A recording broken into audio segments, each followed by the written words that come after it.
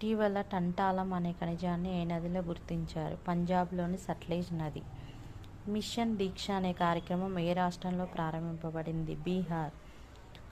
సిల్క్యారా సొరంగంలో 41 మంది కార్మికులు చిక్కుకున్నది. ఈ సొరంగం ఏ రాష్ట్రంలో ఉంది? ఉత్తరాఖండ్.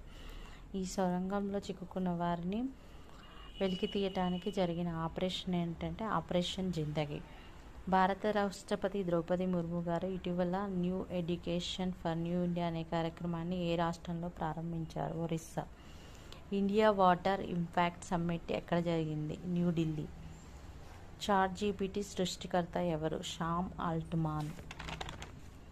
ఇటీవల ఏ దేశంలో వాయు కాలుష్యం వల్ల కలుషితమైన గాలిని పీల్చి 12 లక్షల మంది అస్వస్థతకు గురయ్యారు? థాయిలాండ్. రాష్ట్రపతి శ్రీ ద్రౌపది ముర్ము గారిని మహిళల బైక్ ర్యాలీని ఎక్కడ ప్రారంభించారు? ఢిల్లీ. ప్రపంచంలోని అత్యంత పొడవైన రైల్వే ప్లాట్ఫామ్ ఏ స్టేషన్లో నిలిచింది? Hubli railway station, Karnataka. 8 years దాటితే ఇంటి నిండే ఓటు విధానాన్ని ఏ రాష్ట్రం ఏర్పాటు చేసింది? కర్ణాటక. మొట్టమొదటిసారిగా మెట్రో పార్కింగ్ ఫీ కోసం రూపాయిని అంగీకరించిన తెలుగు మెట్రోగా ఏది నిలిచింది? కొచ్చి మెట్రో. దేశ రక్షణ అవసరాలతో పాటు పరిశ్రమల్లోనే వినియోగం చెందుకు వీలుగా క్వాడ్రాపడ్ రోబోను ఇటీవల అభివృద్ధి చేసిన సంస్థ ఏంటి? స్వయా రోబోటిక్స్, హైదరాబాద్.